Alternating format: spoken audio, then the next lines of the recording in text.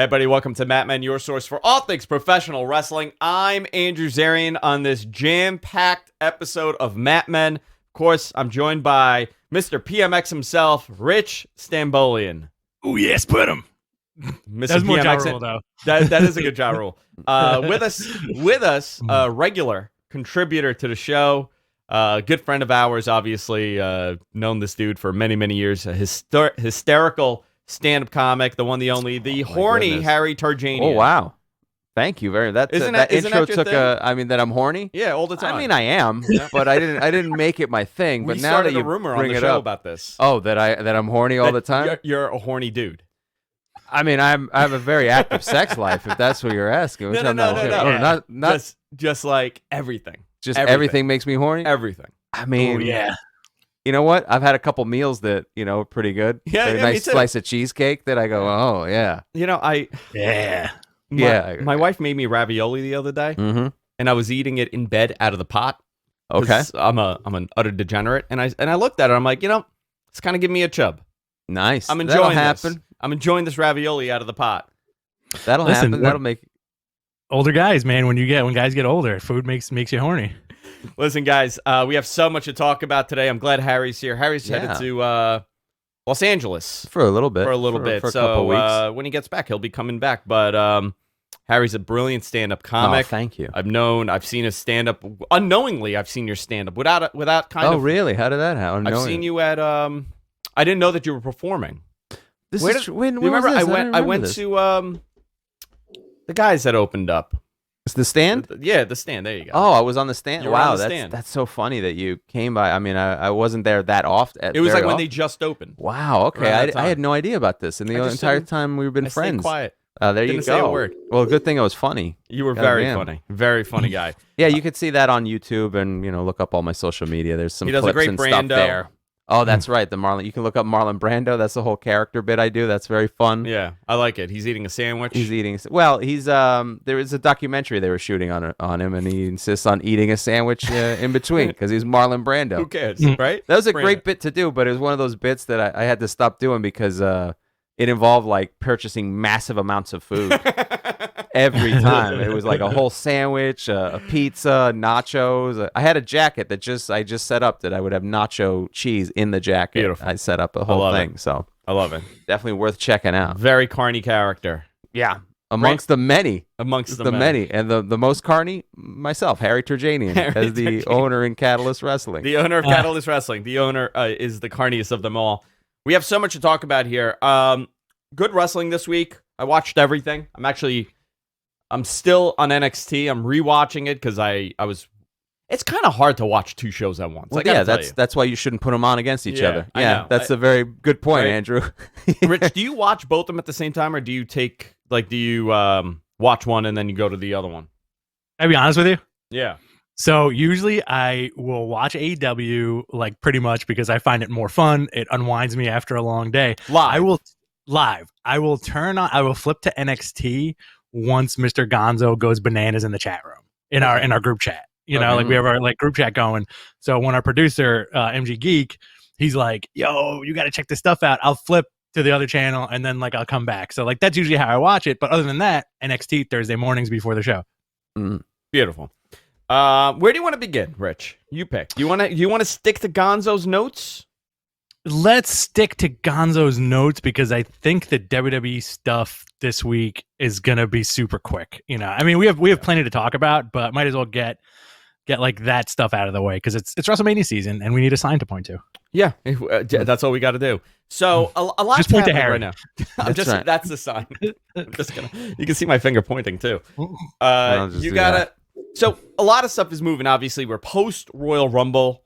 We're post that. We have a pay-per-view this Sunday, which we're going to be talking about. NXT Takeover Vengeance Day, which we are going to be doing a live watch along Oh, nice. on F4W and Wrestling Observers. I believe possibly both the Twitch stream and YouTube. I got to find out where we're doing it, but I think we're going to be on there for sure. That's great. I just don't know which platform we're going to be on, so we'll announce that in the next couple days. And this But is on Valentine's Day, on which I Valentine's think Day. is great. This is going to create Oh, a lot man. of conflict for some people. it's creating a lot of conflict for me. I'm just telling you right now. Oh, is it? Yeah. Is it? Oh, really? I'm Keep doing your kind of in job. trouble. Are you? Yeah. Oh no, you gotta. My wife told me she believes this is going to turn into New Year's Eve all over again. Like New Year's What Eve happened New 2010. Year's Eve? I told her 10 minutes. I'll be upstairs in 10 minutes because I was doing like a New Year's thing. I didn't show up till 5:30 in the morning drunk. I stayed in my office and she was devastated that I just abandoned her. That's a little rough. You made the mistake of I mean, at this point, she should be aware that there's a pay-per-view. Like, you should make her aware in advance because there's no way it's going to be 10 minutes. Babe, there's a pay-per-view. What do you want me to do? Babe. Babe. That's how I talk. I talk like a longshoreman from the island. Babe. They're calling me in. So WrestleMania season, obviously, we're on the road to WrestleMania. Listen, it's overtime. I got to do it. It's overtime. I got to do it for Rich. It's you got to go. It's time and a half. It's that's time how and a you half. throw that in there. But that's the problem is you make your own schedule. Listen, babe, what do you want me to do? Brian Alvarez called me. It's time and a half. Yeah. We could use the money. Yeah. You know, babe, these come on. floors aren't gonna wax themselves. What do you want? A new bathroom, right? So WrestleMania season, obviously, things are kind of moving into that direction. We're seeing where things are falling into place now, which is always fun. I always find that to be the most fun. I mean, that's part of the appeal of the whole thing. Yeah, that part is, that really is the appeal. I think a lot of people get frustrated because we're in this weird, I need to know everything mentality now. When it comes to the internet, I'm not talking about the casual fans, right? But majority of the time, people want to know what the end result is going to be before we get there. And it kind of ruins the plan. People don't like surprises. Well, I'm excited about the Edge thing because I legitimately don't know. Because sometimes they'll do it and you're like, all right, this is obvious that the guy on Raw has been, fighting with Randy Orton. So now this is his chance to get back at Randy Orton or whatever. But with the Edge thing is great because you literally don't know it. There's no storyline reason that he has to pick any one of them other than he just wants a shot at the title, which I think is kind of refreshing in a way. I'm still with... I'm not going to say I would be disappointed if it's Drew, but I kind of would be disappointed if it's Drew. Yeah, like I don't know. For me personally, and I know some people don't want to see this, but I really want to see the Edge and Roman Reigns match. You've been saying spear versus spear forever. For over a year now. Because that was the plan, right? They set it up a year ago, and that makes the most sense. If you put Drew in this, but Drew was kind of in that setup also at the end of that Rumble, So yeah, you could go. What if it's Walter? What if it's Walter? Listen, what if it's Walter? Some people are speculating. Maybe you know what? I would not be disappointed in that. I don't want to see him and Balor though. Oh, you don't want to see Edge and Balor. I don't want to see Edge and Balor. I don't want to see Edge and Dunn. I for whatever reason that does nothing for me. Some people are into it, not for me. So we're in this weird stalling time frame because there's another pay-per-view. There's going to be like 4 pay-per-views back to back, right? Because we have NXT Takeover Vengeance, which we're going to talk about. Okay. We got Elimination Chamber, and we have AEW coming up. Oh, like all in a matter of three weeks. Oh, good time to be a wrestling fan. Very good time to be a wrestling fan. So we're seeing a slowdown of what the program is. Kevin Owens and Roman Reigns are still in a program director. Rich, do you think they should end this at this point, or do you think it's fine to continue? Honestly, like I'm a big KO fan, and I kind of want to see him unseat Roman Reigns and have like a decent title reign that is not sabotaged by a Goldberg. Okay, interesting. I think he's a company player.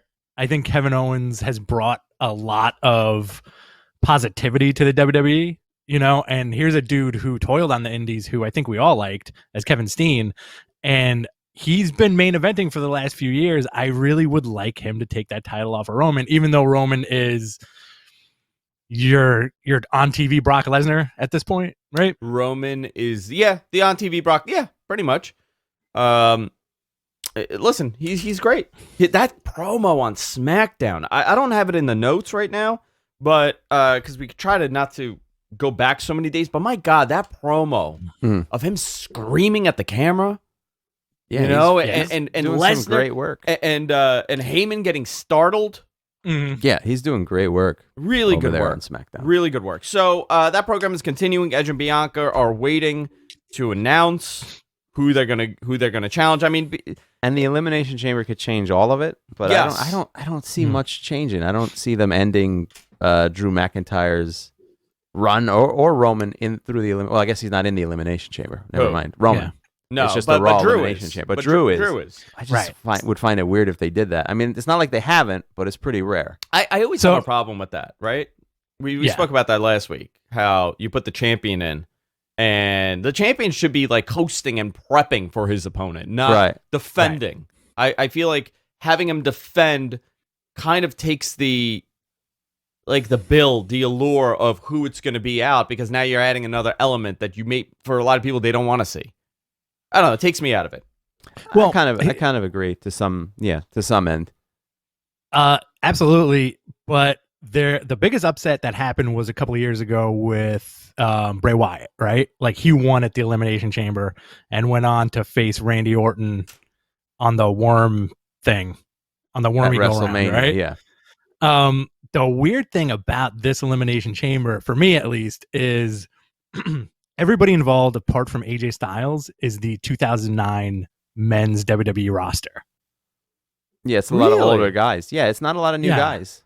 And AJ at this point has been around for 5 years, so he's not a 4 or 5 year. Well, who do we have? We have Sheamus, Miz, Randy Orton, AJ, and Jeff Hardy, right? Yeah. And McIntyre. Yeah, you're right. 2009, yeah. Yeah. So this was like the chosen one era of WWE, right? Yes. Like they were all right the when chosen McIntyre ones. came in. So it's very fascinating, and I feel like they might do like this bizarro move and have like Jeff Hardy win. Oh God. Wow, that would be very yuck. That would not be great. Well, here's the other interesting thing is I'm never a fan of the Money in the Bank winner getting a title shot before they cash the Money in the Bank. Before they cash like it the in, Miz. So it's like he's got 2 title opportunities, which to me is very. It takes away from him a little bit. I thought the whole point, now he's got a backup plan, I guess. I don't know. I the Money in the Bank is an interesting thing to have in play. And some years they have it in play, and some years they don't. The Miz having it, I don't think it's necessary for him. No, it's not. I don't. It doesn't create any more excitement for me when I see the Miz, and I like the Miz. I do too. Same with me. But it doesn't. Him having the Money in the Bank thing doesn't make it any more. It was more interesting when Otis had it, but obviously that was never gonna stay. Yeah, Otis being the champion. But imagine him cashing in on Brock. Oh yeah, Otis. Yeah. Oh my God, that would be. Oh, yeah. I would love that. I actually would have enjoyed Brock just sitting on him and smothering, destroying him, just choking him. Like he would just smother him with a pillow. Oh, with a pillow. Yeah. Like a My Pillow. Yeah, like a My Pillow. Yeah, get that guy involved. Mania, celebrity time. Friends. You got to get celebrities involved. Yeah. What's his name? What Lindell? Oh, I don't. Mike Lindell. Yeah, Mike Lindell. Brock would like him. Former crack addict and current. He's from Minnesota. Oh, Mike Lindell. Yeah. Oh, okay. Yeah, he's a Minnesota they get guy. along. They would have get along. Ice fishing stories and then so then do a mixed tag with Bad Bunny. Yeah. Shane McMahon returned on Raw. Okay, so I missed the context of this. Under what context did he return? He just showed up? Yeah, pretty much. Okay. Right, Rich? Fair enough. What did he do? Remind me. What did he do on Raw? He just showed up. He came out, announced the Elimination Chamber, I want to say, and that was it. And that was it. But this is making people think, oh, it's WrestleMania season. Is Shane going to come back for like a big match with somebody for no reason? Did he have one last year, or was he not around for last year's? I don't remember one. Did he fall off of anything last year at the Performance Center? That should be your question. No. Yeah, I don't think. That. Oh no! And is it 2 nights this year? Mm-hmm. It is 2 nights. Sorry. No, I don't think he showed up last year because he's too big time for the Performance Center. Yeah, but he did have Raw Underground happen. Yes, that's right. He was doing Raw Underground, and then that just went away, right? But that just went away. But he went away with that. Yeah, that was it. So he's bizarre. He's been in the basement the whole time. I do think it's interesting because about 6 months ago we started reporting that 2021, the first half of 2021, they're going to really rely on bringing names back. That was always the plan. Okay. For the build for WrestleMania and even WrestleMania moving forward, because they feel that there is a casual viewer drawing power when you bring guys like Shane McMahon in or Bill Goldberg or whoever, whoever the I get edge, that. Yeah, I get right? that. Disenfranchised fans, lapsed fans, they're gonna come back. and they're really sticking to this. Last week we were talking about, Rich and I went into this discussion as to why WWE has really gravitated over the last, I guess, year or two to a lot of the older talent. The Saudi shows obviously play a part in this because it opened up this availability with money to bring back guys that you never thought would come back. You know, you've seen so far this year, 2021, we've seen Triple H in a match, right, on Raw. I mean, 3 minutes, but still there. Still a match. Marketed. Shane McMahon, Edge. Randy Orton in a major position, right, because he's an older name. Bill Goldberg. I still think of Randy Orton as current, though. You know, he's in that weird in between. What do you think, He's Rich? on there week after week. Do you think Randy Orton's like an old timer now, or do you think would you consider him like part of the roster? I consider him part of the roster because he's been involved every step of the way. But I mean, by that regard, would you consider Sheamus or Ziggler old timers also? They're part question. of the roster. They're still there. Yeah, that's a fair question. But they will be bringing in more people. Who else do they? Well, I guess you don't know for sure. Well, The Rock was one option, right? They wanted to bring The Rock back if they were in front of a larger audience. There's been a lot of names thrown around, and the reason why, and a lot of people have asked us, why are they going to this well constantly? Is because that is the only guarantee that they have for a large number boost or a consistent number boost. They cannot guarantee that by putting on a regular main event match. And they haven't really built great talent over the last 6 months. You know, if you think about it, here's a question for you, Rich. Think about this. Who is the biggest star to come out of homegrown biggest star to come out of NXT, Triple H's NXT, on the main roster? Who has become a huge star on the main roster that came out of Triple H's program, obviously? Do you want to include... Are we including Seth Rollins in this because he was the first NXT champion? No, because that wasn't Triple H's NXT. Yeah. That was before NXT was a weekly show. Okay. Type deal. Before the Performance Center era. Let's say, I guess the Performance Center era was Triple H's project. Well, no, I would say 2013 on. Okay. Post Shield on, let's say. Loaded. I think that's a loaded question because off the top of my head, you know, we were just talking about Kevin Owens. Kevin Owens has been main eventing for the last couple of years, right? He was in NXT for a hiccup. Balor, yeah.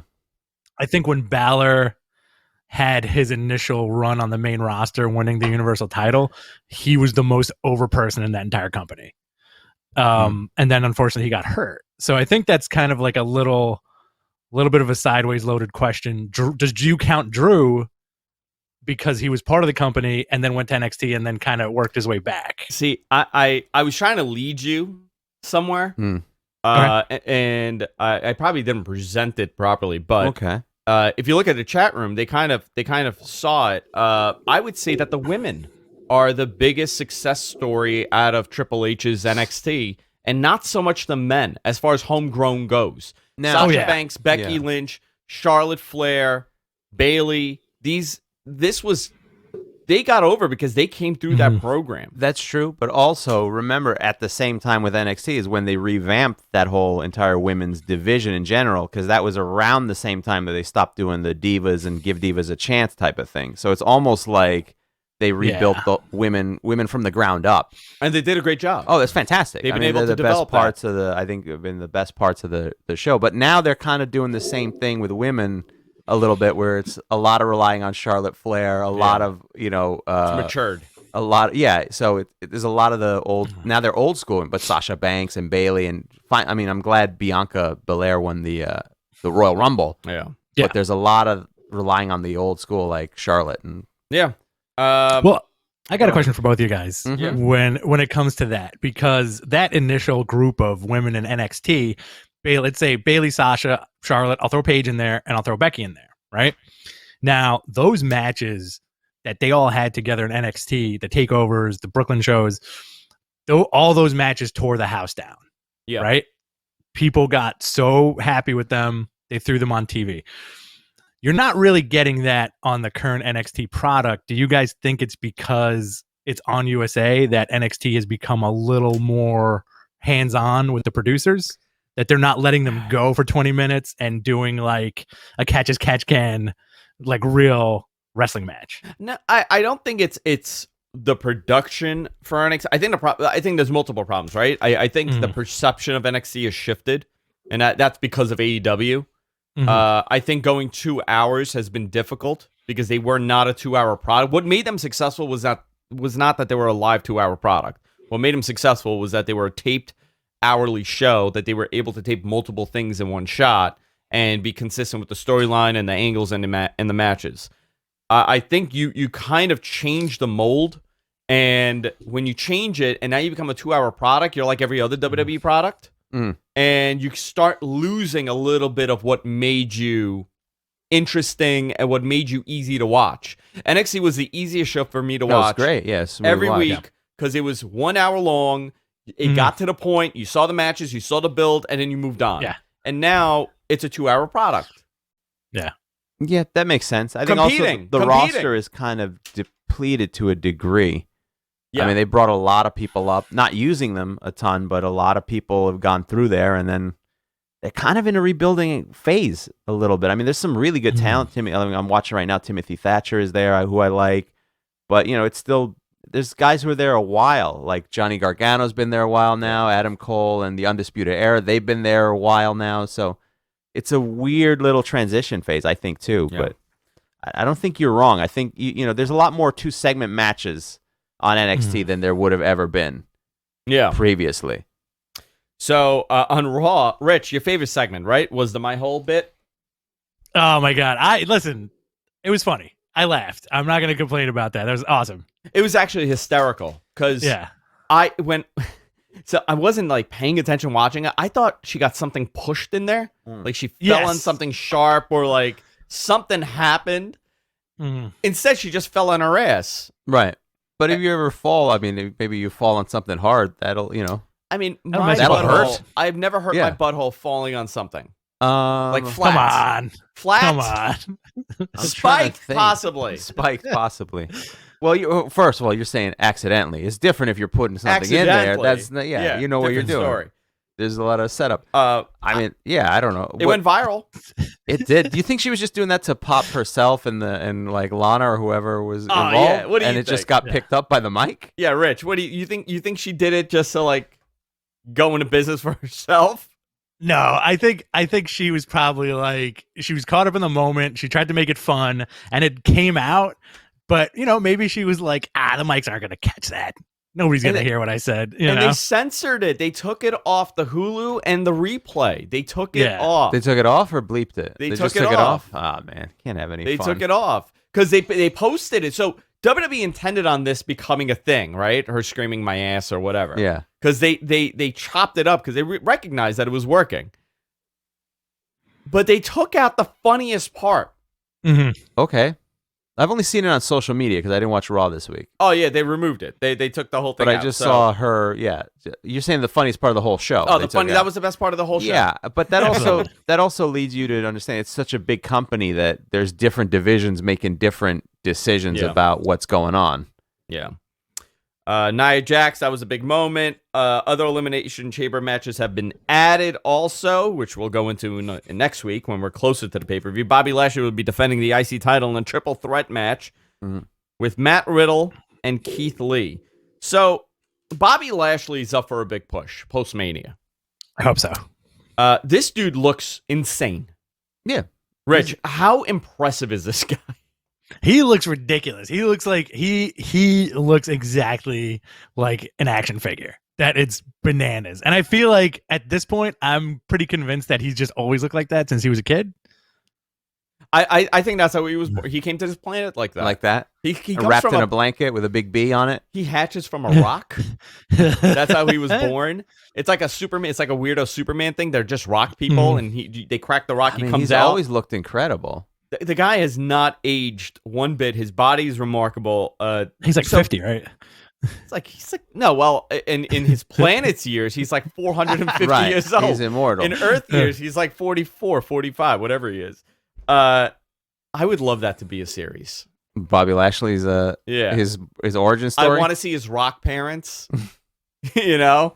It's Tony Atlas is one of his Tony his dad. Atlas. Well, no, Tony Atlas is like a higher. It's like he's like one of like the higher or the elders. One of the elders. One of the elders. And he decided that he needs to go to Earth. I like it. I'd be down for it if you Tony can get Atlas DC. just kicks the Rock and it just flies off to Earth. And that's how we end up with Bobby That's Lashley. how you end up How do with we Bobby explain Lashley. why he got the Impact years? He was growing that's pains. right. Yeah, he was just becoming the boy that we knew he'd become. He got lost. He got lost. He got lost for a little bit. He's Even always in been Impact. in phenomenal shape. He's always been Unbelievable. in Yeah. phenomenal shape. I just think there's needed to be something else with it. I like the Hurt Business. I like what they're doing. Yeah. We also have Asuka and Lacey Evans for Elimination Chamber, and this definitely is going to set up an Asuka and Charlotte match. I'm now more convinced about this, that we're going to get this set up, and it's going to be Asuka and Charlotte, and you know, I don't know how you're going to turn Charlotte heel, but doesn't that seem where you want to go? I think it's going to be a big swerve where Flair has been behind his daughter the whole time. I've been behind like that, cutting Yeah. one of those promos. Harry, can you do a Ric Flair impression? Not really. I mean, you got the standard, like, to be the man, you got to beat the I man. like later Flair. Oh, later Flair? He's a little like, wet mouth. Boy, I'm going to be in the Hall of Fame 4 times. Yeah. Once when Orton retires, There you go. when I go in with Triple H, and 4 times. So that's 4 rings I'm going to Perfect. Ooh. I love it. I love Ric Flair. Love it. Don't get me wrong. I love Ric Flair. So Rich, where do you want to go? Yes, sir. I want to go to Bobby Lashley's Rock Planet. I want to see what else is That's where, kicking what's up that's there. all about? So I'm I into think, it. well, I'm going to be a good boy here and follow the notes. Let me ask you a question, Andrew. Yeah. Do you think the Super Bowl set a template for WWE regarding fan attendance at Yeah. WrestleMania? So I got some news on this. You want to hear it? Shoot. So WWE's been down there for the setup. I know that they had people down there for the entire Super Bowl setup. NFL was very gracious In allowing them to. in allowing them to kind to of see see how their this work? is working, because I think they know that this is a big deal to put together an event like this, and I think that all these companies are kind of like, all right, the more events, the better it is for us. You know, the more we can gear of up for course. this. So, do you think McMahon watched the halftime show with The Weeknd and went, "That's good, but what about Flow Rider? What about Florida? They're in Florida. And you're not using Flow Rider? He just missing calls a big him Florida. opportunity. He just calls him Florida. He doesn't call You're him not Florida. using Florida? You're missing a big opportunity, Roger." Honestly, I think with like the pop stars that they get, Vince is probably like, okay. Like, he doesn't have any idea. It's like, Vince, we can get probably Bad Bunny. not. You think Okay. he knows who Bad Bunny is? Absolutely No. not. No, somebody definitely not. somebody showed him the numbers, Yeah. and then showed him the music video, and that was the day he said yeah to that. He's friends with Booker? Yeah, He loved it. Great. Who's that guy? I should get him to Yeah. wrestle for me. Who's he doesn't that know who guy? Booker is. yeah. He doesn't even know who Booker is at this point. Honestly, because I kind of feel like this is how that goes. His grandkids, like Triple H's kids and Shane's kids, are like, yo, we love this guy. And then Triple H is like, Pop, my kids really like this Bad Bunny character. And he's like, okay, whatever. I don't care. Is he a real bunny? I don't give a shit. Just hire the guy. We had one of those once. We had a bunny. And it once. didn't work. So they've been down there. They've been trying to figure out how they're going to pull this off. NFL had more than 25,000 people, right? What was the final number that they had? They had 25,000 plus they gave away like 6,000 tickets Wow. for I think to like first responders, right? It was that I someone in the chat I'm sure is Let's going to see. remind me. But they had a large amount of people there. There was a big story about Vince being totally against having the cardboard cutouts in the crowd. I never heard that from WWE's side. Mm. I know that that's been an option in the past. I haven't heard anything about this one. It actually looked pretty good on TV. It looked great. I didn't realize. I was actually annoyed when I first saw it. I go, "What are they doing? They have it's a full stadium. no, This it is looked insane." phenomenal. No, It looked really good. It looked really good. It looked really good. So I believe they will be doing. They had 7,500 tickets for first responders, So frontline workers. So they had 25,000 fans, 30,000 cutouts. 30,000 cutouts, 25,000 fans, and 7,500 given away. Given away. Yeah. Okay. So I mean, that's a big building. There's a lot of people in there. NFL pulled it off. I know people that were there for the event. It's actually very impressive. There's this one machine that you just walk through and it tells you if you have COVID. If you potentially have it. Yeah, like it's able to do some AI scan and figure it out. That's what everybody was showing me. Like I had a whole bunch of friends that went down there. I mean, I'm not a conspiracy guy. That machine doesn't work. How well could it work? That's one of those old like machines that's got light bulbs in it. Light bulbs and like a whirly bird thing on it. And they go, I you're told good. Jess, I was making. Listen, it's possible it works. You know what is this thing from the 50s? The thing that used to the belt that used to shake The you. girdle? Yeah. The girdle shaker? The girdle shaker. Yeah, it used to be, the theory was that if you shook the fat, it was technically moving the fat or exercising. I think that machine is the equivalent of that. I agree. I agree. I think you're like, I'm getting a workout in. Yeah. First time I saw it in Pee Wee Herman. Oh, really? Yeah. Okay. And I Love Lucy. I Love Lucy had that too. Yes. Victor was there at the event in our chat room, so maybe he could give us some more information on how they did the scanning. But so WWE, I'm expecting. It's not 100%. I expect them to have the cardboard cutouts. I expect them to have like legends in the cardboard cutouts. Oh yeah, Sure. You know, they'll do like 100%. You know, all these old timers are going to be in there, and they're going to laugh about it. And then R-Truth is probably going to be in the crowd with his arm around like somebody ridiculous. John Cena, probably. Maybe a John Cena. Maybe I'm thinking even more ridiculous from like the 80s. Like Hacksaw? Like a hacksaw. There you go. Coco Beware. A cardboard cutout of Hacksaw Jim Duggan or Coco, and he's talking to him, and he's like, well, I don't know why he's not responding to me. Whoa, yeah. He's wacky really zany. quiet. Why don't you get up? It's a great show. I'm willing to bet they're going to do that. That would be great. Yeah. I think that would be great. Second, WWE has an advantage here. They're selling 25,000 tickets or 22, whatever. Let's say 25. They don't have to use the whole stadium. They're not using a whole stadium. A Yeah. lot of it is going to be the set and everything, but they got 2 nights to do this. So they actually going to have about 50,000 attendees. Right. You know, obviously they're going to overlap, but that's pretty cool. They're going to have 50,000 people watch wrestling. Listen, I think that would be great. I like what AEW is doing. It's very lively with the live crowd. I think NXT is more lively when they have, I mean, obviously it's the performers in the Performance Center, but it's still a better energy to me than it is on SmackDown or Raw, to be honest. So I think having any fans is going to make that WrestleMania super fun to watch. So here's where things are going to get interesting, right? And then we'll go into everything else like NXT and everything else going on. But I felt that this is a big story here. So expect Tampa to have the cardboard cutouts. That's what I'm saying. For WrestleMania. Mm-hmm. Now the big question is, and this has been the big topic that Rich and I have discussed for the last month, what do they do post-Mania, right? Friday was the conference call. The fourth quarter earnings conference call. We have found out that the Thunderdome is very expensive to produce. That's interesting. Because of the LEDs, the cost measures, right? You need operators, and then they have a third party that's helping with this. So it's a lot of hires to put this thing together. They took a little hit, but I think the hit was because they were in the Performance Center for so long. There was no expense. So now there's an expense. But they need to get out of the Thunderdome for baseball. Baseball's coming back. Oh, that's right. So where do they go? On the conference call, I cannot remember if it was Nick Khan or somebody else that said it, but they alluded that they are not looking to be in any building till later in the year. Later on in the year. That's what they kept saying. Not later looking on in to the year. being in any building in what sense? Like a Touring. permanent building or touring? Okay. But from everything that I've been told, that they are desperately attempting to find buildings to be able to tour. Because Florida, where are they? They're not going back to the Performance Center. That is off the table. That's going to be terrible for them. They can't be in the Thunderdome. So what venue would be available for them to use? They can't go back to the arena because I guess the arena was being used for hockey and basketball. And basketball's back and hockey's back.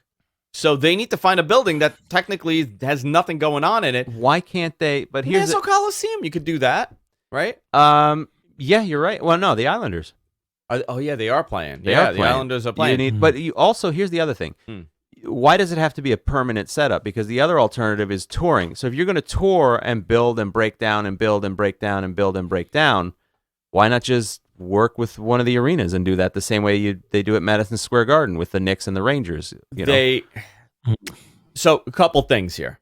What kind of threw a monkey wrench in this is that it got accelerated. The reopening, it's gotten accelerated. I think everything has moved up by like 2-3 weeks now with the reopening. New York City yesterday announced that MSG Barclays Center is opening up on the 23rd or 24th with 10% attendance. Okay. So you're looking at about 1,700 people, 1,300 people in for each game.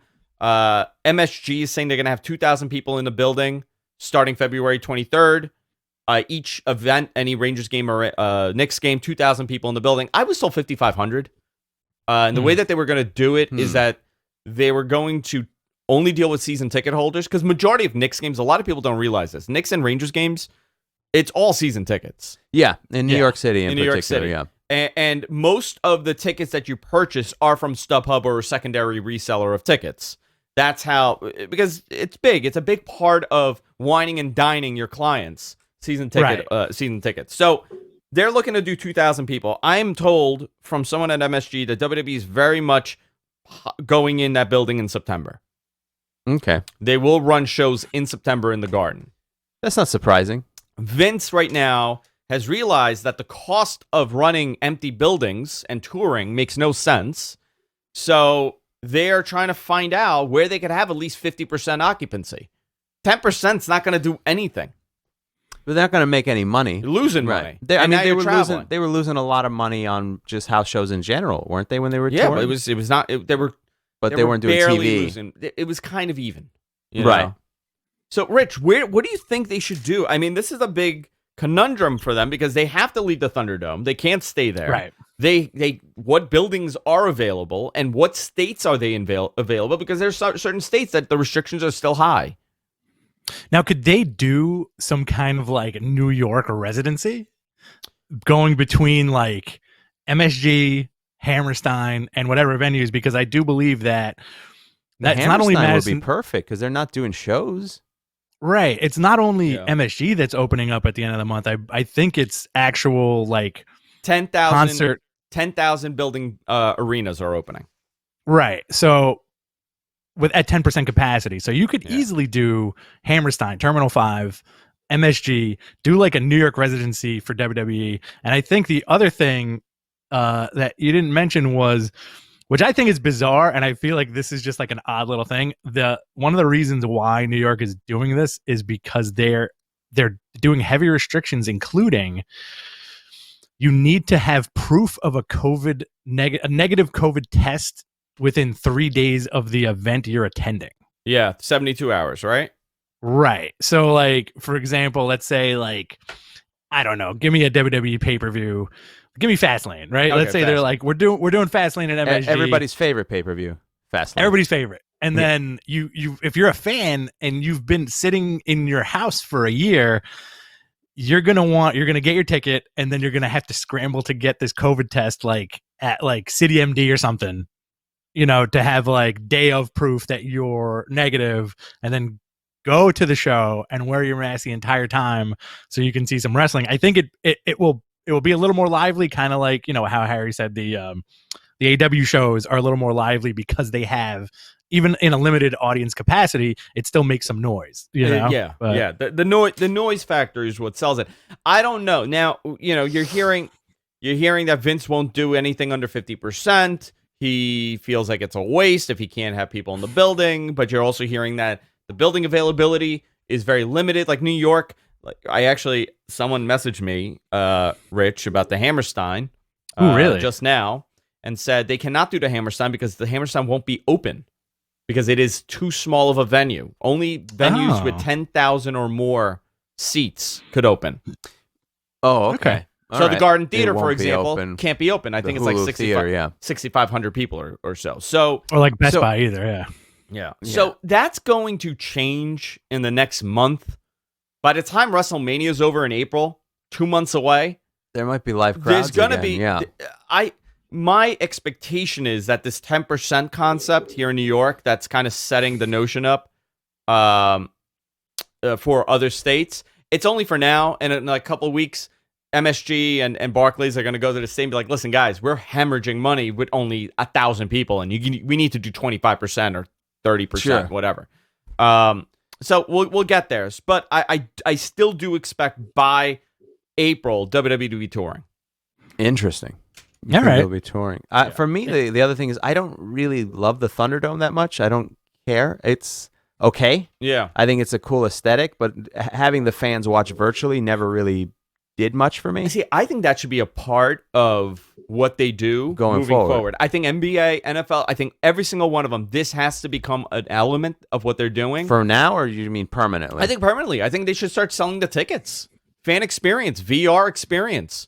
Ticket this, $30. You could be in that crowd. You could be, I mean, obviously they're not going to do a whole screen, but maybe a couple hundred people like that. Yeah. Where now you get a virtual experience of being courtside or being wherever. They've been attempting this for like 5-6 years. Everybody, NFL tried it and NBA tried it. Not ticketed, but they were running. WWE even has a VR experience. Yeah, I've seen those boxes every once in a while. Yeah, but it's not, it hasn't been developed. But now there's a market for this, right? There's another opportunity to make money. I expect every single brand to start doing this. I'm going to start doing it. You could be Hogan. You could be where Hogan is right now on the couch. You could pay. As a guest? You could pay to be in the studio. VIP? You can see what I'm doing when I'm off the camera. Oh boy. You get all the experience, and also you can't stop it. Nobody knows what I'm doing right now. Nobody knows. You could see. Now you can see. Oh boy. There you go. And his shirt's off. And his shirt is off. Put it back on. He's quick. So there you go. And just quick. He's so fast. He's a trained theater actor. NXT last night, Dusty Classic semifinals. MSK defeated Raul Mendoza and Joaquin Wilde. What's the name of their team? Legado del Fantasma. Legado del Fantasma. Yeah, thank you. They had a match. Let me see here. Grizzled Young Vets defeated Timothy Thatcher and Tommaso Ciampa to advance into Dusty Classic. So they're continuing that Timothy Thatcher and Tommaso Ciampa issue here with this. Johnny Gargano injury promo. Did you see the promo, Rich? Did you listen to the promo? I did not. Okay. I had a couple issues with this. I didn't like, they did a throwback to the HBK super kick on Bret Hart. On Bret Hart, where he fell off the chair. They did that looked good, but it was kind of silly with Kushida standing. So the whole thing was that Kushida's behind them, and they don't know. And Regal's talking to Kushida, and they're like, "Why are you mentioning Kushida's name? He's not here." And then they turn around and beats him up, and they did the whole thing. Yeah. Kushida should win this title. I think so. I also am not a fan of heel Johnny Gargano. I don't mind heel Johnny Gargano, but I think he's stuck between rock and a hard place. And I'm not saying because of his work. He's just so likable as a person. I kind of feel crappy not liking him or being told not to like him because he worked his ass off to get there. He really is the backbone of that brand. It doesn't come off natural. Like Randy Orton, natural heel. Brock Lesnar, natural 100%. Heel. I can't look at Randy Orton and say he's not. He comes off as a natural heel, which works out. Johnny Gargano, natural babyface. Well, I want you guys' opinion on this. You guys. I think the heel Gargano stuff is gonna keep going until there's a major babyface switch, and I think that opponent is gonna be Killer Kross at some point in the future. It might be a while before they set that up because they're heavy on Killer Kross and who he's destroying, so they'd have to flip Gargano back. It's only been a year or so that Gargano's less than that. Yeah, right? But I'm never a fan of that. But I know what you're saying.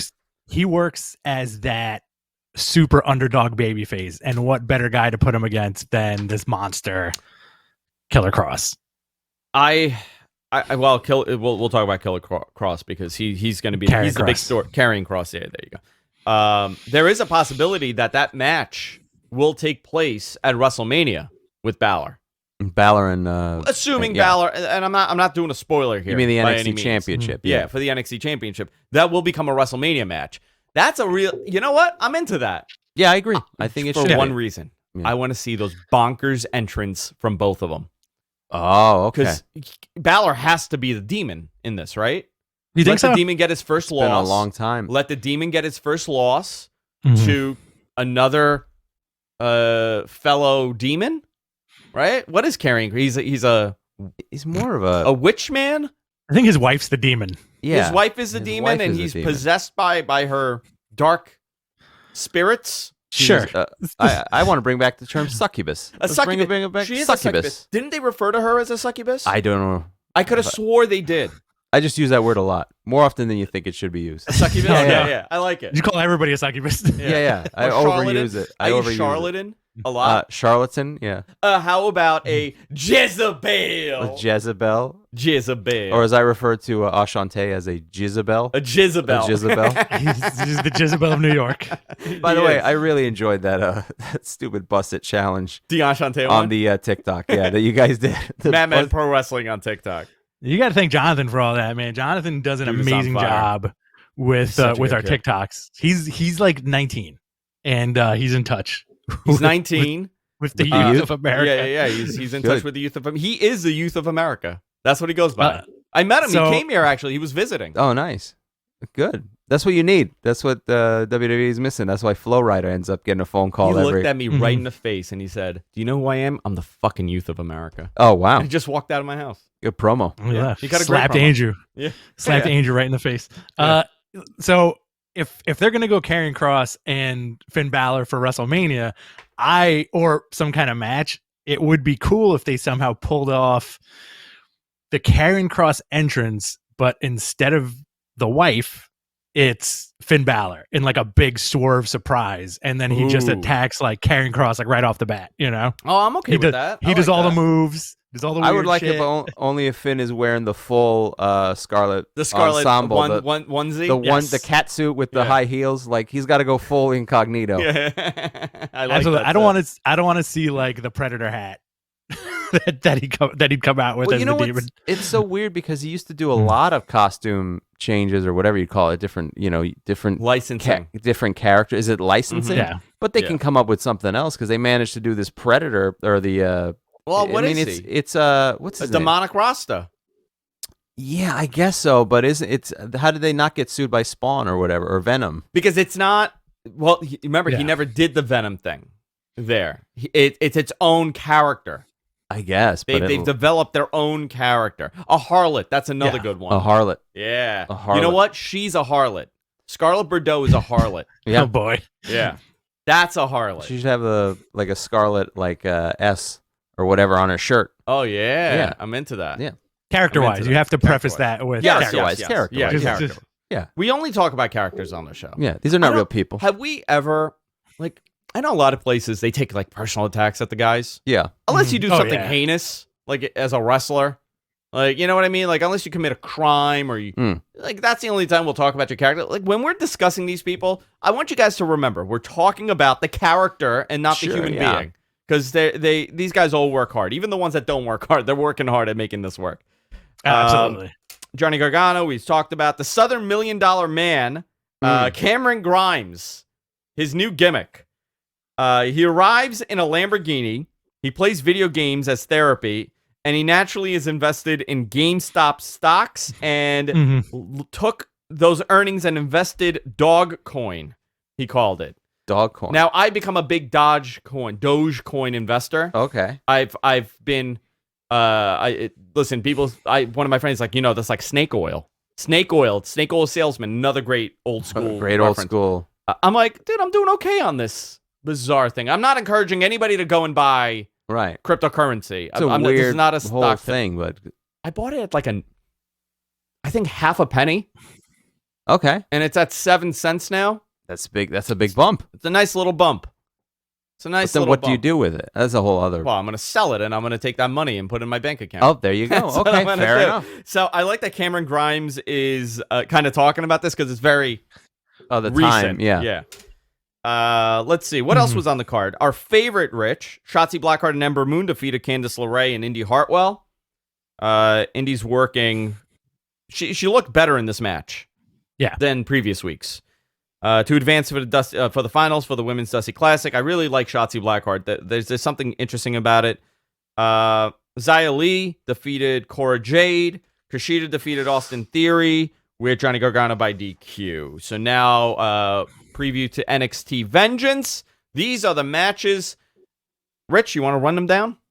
Absolutely. All right. So we have the Women's Dusty Rhodes Classic Finals, which is either going to be Dakota Kai and Raquel Gonzalez versus Shotzi Blackheart and Ember Moon. Winner gets a future women's tag team title match, which could probably take place at WrestleMania.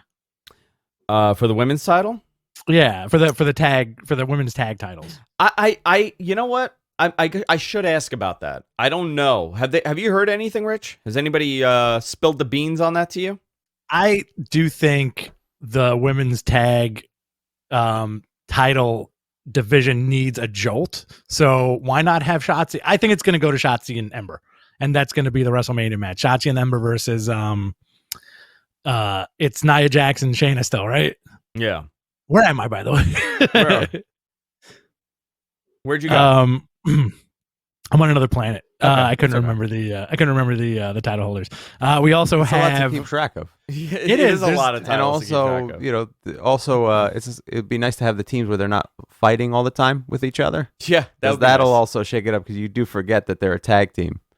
that's their new thing.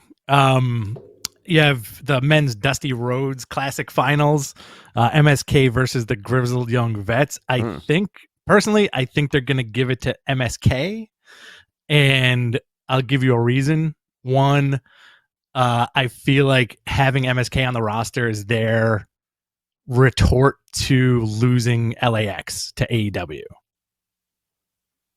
I guess, yeah. I mean, that makes sense logically, but it's sort of a weird battle for them to fight because I don't think anyone else cares. Right. Like, I think LAX has done well at AEW, no doubt, but yeah. So, but we've been talking about this on the show about how like the people that NXT missed out on, they're doing like almost like AEW light, right? So MSK definitely takes the place of like an LAX, or I'll say the Briscoes, you know? Kurt they still Stallion can't get them off that chicken farm. They've refused to. No. do it? They will not leave that chicken farm in Delaware. Oh, well, all right. Kurt Stallion is like the NXT version of Hangman Page, kind of, right? Okay, he's Like a cowboy. The old cowboy. Yeah. So I think MSK is going to take it on Sunday. He's a blonde cowboy. And those guys are awesome too. Yeah, very good. We also have the NXT Women's Championship, Io Shirai versus Toni Storm versus Mercedes Martinez. What do you guys think? I'm interested in this match because I want to see, because this is going to kind of lay out what the next couple programs are going to be, right? Because right now Toni Storm is hot. Her new heelish character is a nice spin on the original character, where she's, a younger girl, tomboyish, right? That's her gimmick. She's tough. Right. She's obviously she's a beautiful woman, but on top of that, she's this tomboy, and it connects. But the big story was, how long can you keep this gimmick up? Because at one point you're going to kind of age out of being that cutesy tomboy.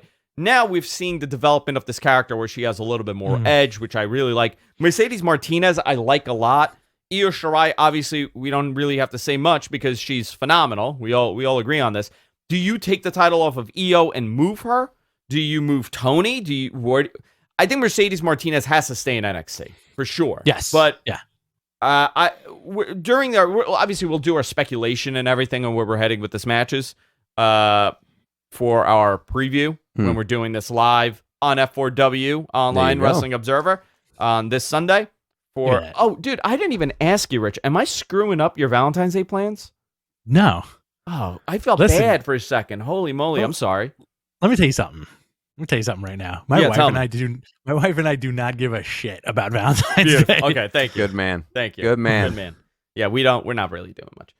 I'll probably take an edible and just hang out. Okay. Yeah. That's what I'm saying. After the show. During the show. Before the show. Love your wives, but don't be forced to do it on Valentine's Day. What if I lose my mind and I just start screaming at Brian and Dave? Oh my God.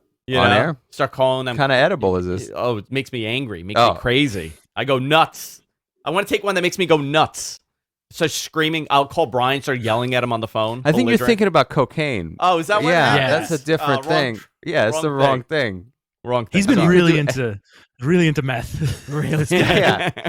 By the way, That- no drug use. We're making jokes here, of course. obviously.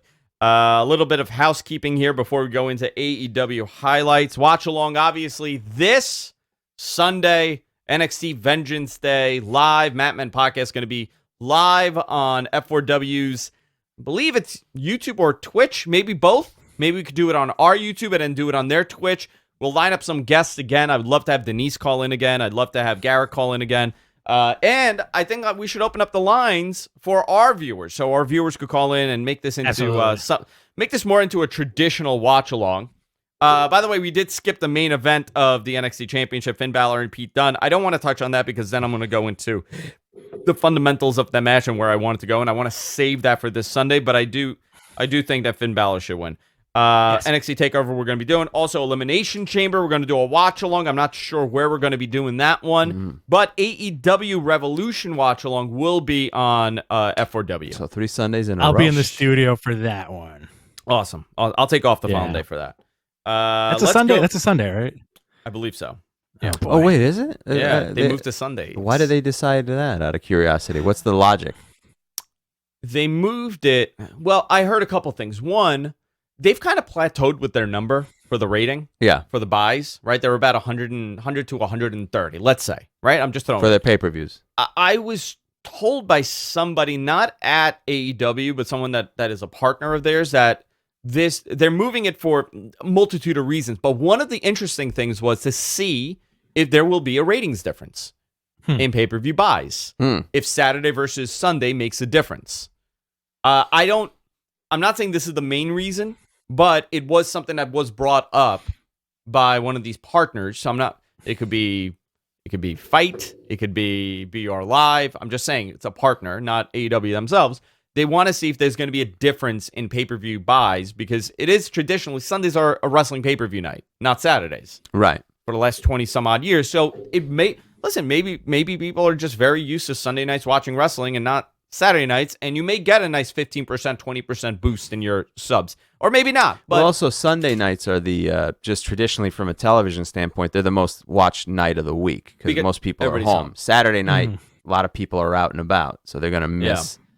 I hope this does not stick. For my own selfish reasons. Same here. I really, you're in the same boat too. Yeah. Oh, yeah. I love a Saturday pay-per-view because I feel less pressure for the day, for the next day. Oh yeah, it's a lot more excitement. Yeah, then Monday you got to go right to bed. Get up Monday. It's always And I can't ever go back to bed. It's actually difficult for me because I'm so hyped from talking for like 5-6 hours. And the cocaine edibles. And the cocaine edibles. Yeah, and the edibles. Wink, wink. No, not true. Not at all true. Not at all true. So I honestly, it's difficult for me. So selfishly, I like it on Saturday. I get that. It's a more fun energy for me when it's on a Saturday, a little bit. Did you see the Forbidden Door promo by Tony Khan on Impact, Rich? Yes. Is Tony Khan the Forbidden Door? He's the Forbidden Door. He now resides in the Forbidden Door on Twitter. His location is the Forbidden Door. Oh, wow. Listen, man, I like that they're leaning into this whole thing. And listening to that commentary last night on AEW, they're really making this like a honeypot for wrestling fans that are in the same boat as we are. You know what I mean? Like I don't like to get overly excited about stuff like when I'm talking about it on the show. Yeah, But yeah. I really there are moments during this show, especially the main event, that I genuinely I enjoyed wrestling like I was watching it. You know, like I'm a big. It's hard because when you're doing this, like Rich and I talk about this all the time. Whenever I show like deep emotion for something, then in the comments like, oh look, AEW super fan or whatever, WWE, you love WWE, you hate it. I love everything. They're saying you're biased. I'm biased, yeah.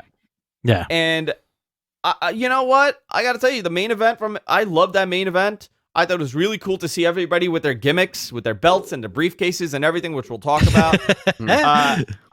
So like I got into it, and that is a big thing. You know, the excitement makes a big difference. Yeah.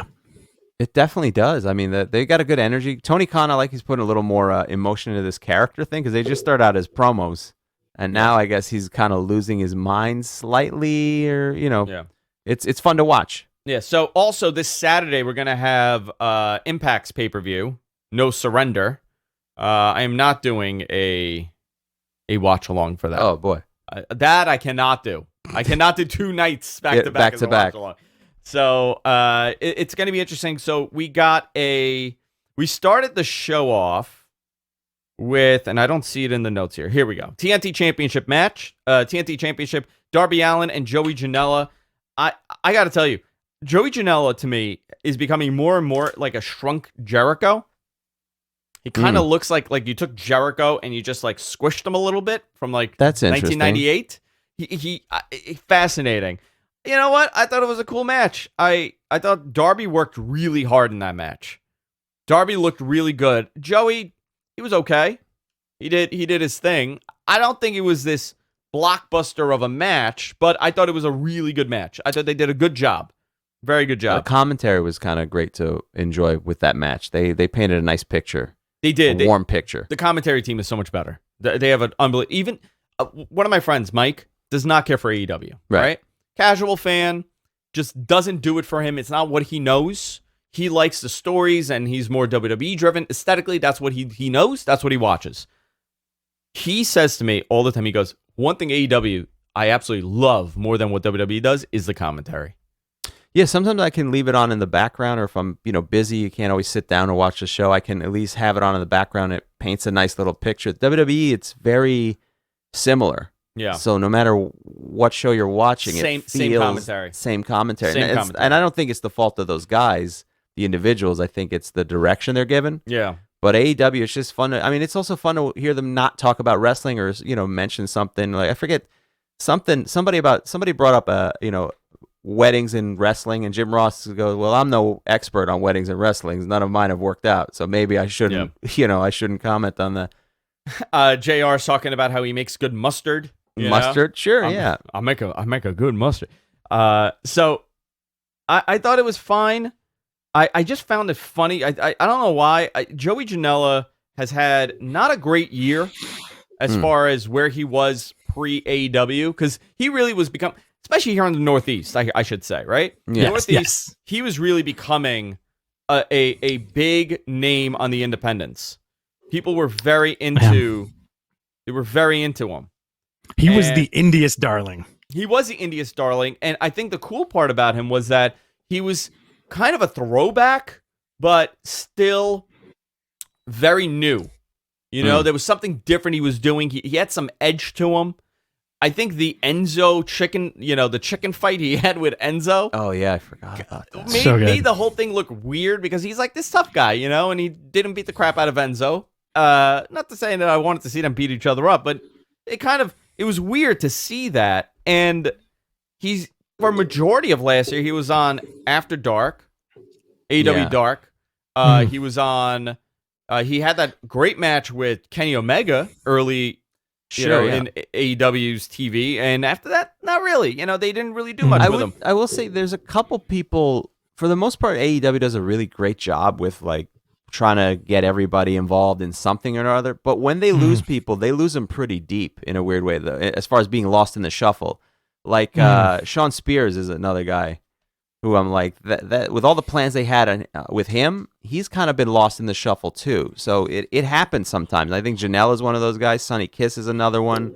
And Sean Spears are just guys that for whatever reason. You and I both have worked with Sonny. Yeah, it's great. Unbelievable. Phenomenal. Unbelievable, in-ring talent. Just... they just haven't focused on him. I think for Sonny, Sonny's in the right place. Yeah. That he should be. I don't think... I think it's going to take more time to develop. What character? Where are you going with the character? Where are you headed? Well, it's also I kind of want to piggyback on what Harry was saying. I think that the reason for that is now the success of AEW has drawn the attention of that forbidden door, right? So if there wasn't a Gallows and Anderson or a Kenta showing up, or the cross-promotional stuff, you would probably see Sonny Kiss on TV more. I also think that a big part of that early, I don't even know if you want to call it success, but like getting eyes on the product was that weekly challenge that Cody did. Because he was doing that. He was having these awesome matches with like tons of guys that you wouldn't even think about, right? And it helped It helped a lot. It helped, raised, it raised a lot of people's profiles. Yeah. Yeah. Well, what's his name came from that, right? Who? Kingston.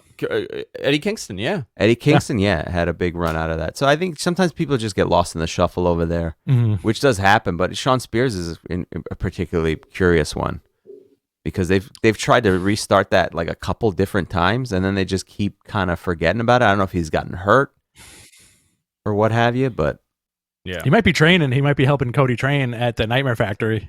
Maybe, with that's what I call my life. The Nightmare Factory. Yeah. With QT. Angel, let me ask you something. Yeah.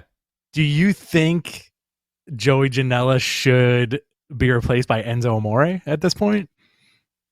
You know what? I don't care. I don't care that for the dislike. I'm going to say this right now. I don't care. I know you guys are going to hate this. I want to see Enzo back. I know everybody hates this. I want to see him back. I wouldn't mind seeing him back, yeah. Because he reminds me of like the people around that I see every day. Oh, that's for you. You know how many Enzos I see daily? You know how many Enzos I run into? Guys literally named Enzo. Guys literally named Enzos. Enzo. 35 Enzos. I know too many Andrews. I know too many Andrews and Andrews. I don't like when I meet another Andrew. No? I don't like it when I meet another Rich. That's got to be... Yeah. I rarely meet another Harry, so it's fine, but you guys must be dealing with that constantly. I get very angry when I have another Andrew. There was an Andrew that worked with me, and I had to set up his email address, and I refused to put his name in his email address, just last name. That's so petty. I didn't do it. I'm petty. I didn't do it. It's so unnecessary. Yeah. It's not like you're not even going to see the email address. No, I'll never see it, but I don't want to see it. I don't care. So we got... I'm sorry. I want to get through this. I know that we're running out of time here. We also had Chris Jericho and MJF defeating the Acclaim. Sammy quits the Inner Circle due to MJF. This dude has to become the number one babyface in this company after this, Sammy? right? Yeah. Yeah, if it's thick. Sammy, this has to work for him. I love this Inner Circle story. It's every week it's made sense and it's been consistent, and the whole thing, like, I also like that they plan stuff out with the Inner Circle thing. So like next week is going to be the town hall. Like, I don't even know what the hell that means, but they have a plan for next week, when they do it. Or next week we're going to give you the decision. Like it's been really good, and it's a natural progression. Like I told you, I'm quitting, and I'm quitting. Yeah. So I thought that was good. What else do we have on this? I'm trying the Darby Allin stuff. The Darby Allin stuff we went through. Cody Rhodes and Lee Johnson. Cody and Lee, yeah. So that was interesting. A nice promo on how happy he was to be there after the match. I guess they're making this kid into something. And Cesar Bononi too, because he was on NXT for a while and then kind of disappeared. Yeah, you're right. Then we had the unsanctioned Falls Count Anywhere. I'm going to skip through this here. We also got a Good Brothers promo, which I thought was interesting. We saw that. That was great, yeah. So we got the unsanctioned Falls Count Anywhere match with Kenta and Kenny Omega defeating Jon Moxley and Lance Archer with Jake Roberts. What a bizarre match to read out loud. But I thought the aesthetic of, Kenta came out first with his briefcase. They brought up IWGP, US, the US title positioning. Yeah. They brought up a lot of New Japan stuff, a lot. Kenny Omega comes out with the obviously the AEW World Heavyweight Championship, and Jon Moxley, IWGP US title. That's right. Oh, I popped hard when I saw that belt on TV. I liked it, and there's an internal story here amongst all four of those people in the ring, right? Kenny had the U.S. title. Moxie has the U.S. title currently. Archer challenged for the U.S. title, still in the mix for the U.S. title. Yeah. And Kenta holds the briefcase for the U.S. title. It's all revolving. It's a good little story. Really good story. Is Archer still with New Japan technically? I don't know what their relationship is. I think he has the same deal that Mox has, where he has the option to go there if he wants to. Yeah, but I was told that something happened there. Like, it wasn't great, the relationship. Something had... I should follow up, actually. I'll take a note for that. Here's a cool thing, though, Rich. Shoot. How interesting was it to see that how they were positioning Kenta to be so strong? I thought that was really cool. I also really think they planted the seeds for more of a internal Bullet Club feud in the future, just because the way they were interacting. They put Kenta over big time, especially Mox too. That I feel like for such a limited amount of time, they gave you a taste of what they could bring. Like that diving foot stomp, unbelievable. Yeah. Oh my God. Yeah. And not only was the stop, so he comes down with the legs on his arm, obviously, and then he freaking nails him in the face with the knees. Yeah. That's the brutal part. It's the after effect that was brutal. I thought it was a good match. Top guys here. All of them were top. There was a cool Bullet Club thing where Gallows and Anderson went for the too sweet, and which Buck did? One of them didn't. The other one's like, no, we do that in the back. We don't do that on TV. Matt was like that. Matt was like, Sting standing right over there. It's embarrassing. I don't want to do it. Funny. Yeah. And then they started screaming Stinger red and black or whatever. They did the whole thing and they walked off. Cool nods. You got a WCW nod, you got an NWO nod, you got a Bullet Club nod. For the people who get it, they get it. For the people who get it. Now, I want to ask about the people who don't get it. AEW does have a lot of casual viewers. Sure. Yes. A lot of new, younger viewers. How many people think that IWGP is the actual promotion? They might. Because they said IWGP way more than New Japan. And I was curious about it. Yeah. Because WWE does the same thing too. If you ever realize, they always refer, or they did up until like 2017, they would always refer to the IWGP titles. If you had an like when AJ Styles debuted, right? They said, right. Former IWGP champion from Japan, same title Brock Lesnar held. Yeah, it just sounds cooler, I think. It does. It does for a brief window. You get these little brief windows where they do cool stuff like that. With WWE? Then they shut it right down. Yeah. Like, don't even mention that the guy used to wrestle up until yesterday. Yeah. Right. Yeah, Anything else happen on the show that we missed? Well, I think after the show they did that. Don Callis did like the New Japan style presser. Yes. That they released later on with the titles Kenny, on the table. Right, with Kenny and Gallows and Anderson. I want to see that. I didn't see that. That sounds so fun. So Don Callis sarcastically kind of puts over Bullet Club, and he's like, well, you can thank me for your t-shirt sales, basically. Like, we know they went up 40% last time, so it'll be good for you guys, which also makes me think you're going to get more to this, and like we mentioned this like a couple of weeks ago, a lot of the Bullet Club guys live in Florida. So why not? Why not? Yeah. Tama Tonga, Jay White, had these guys show up. I like to call like that all the stuff that AEW is doing with Kenny and the Bullet Club and all this. I feel like it's like, you know what, guys, this one's for the nerds. Yeah, definitely. It's definitely for the hardcore fan.